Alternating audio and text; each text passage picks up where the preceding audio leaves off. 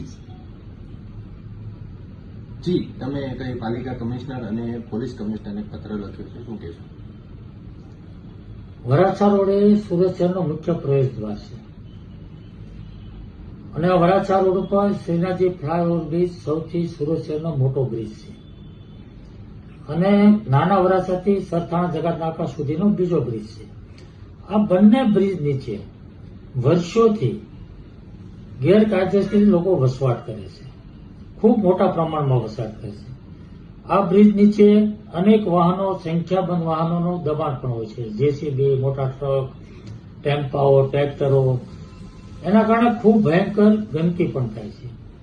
આ બ્રિજ નીચે ગેરકાયદેસર લોકો ફક્ત રહે છે એવું નથી, વસવાટ કરે એવું નથી, પણ એમના ધંધા પણ 2 નંબરના છે.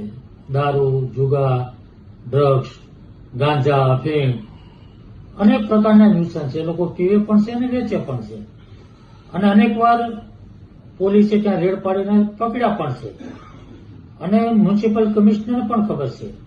એટલે આ ત્યાં લાખો લોકો રોજ રોડ પર નીકળે છે, પોલીસ પણ નીકળે છે, કોર્પોરેશનના અધિકારીઓ પણ નીકળે છે.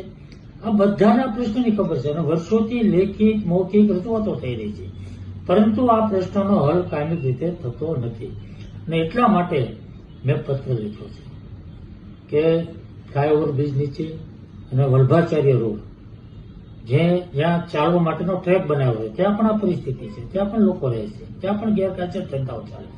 તો આ બંને રોડ ઉપર આ ન્યુસન્સ દૂર થવું જોઈએ, એની સામે કડક કાર્યવાહી થવી જોઈએ અને કાયમી હલ થવો જોઈએ.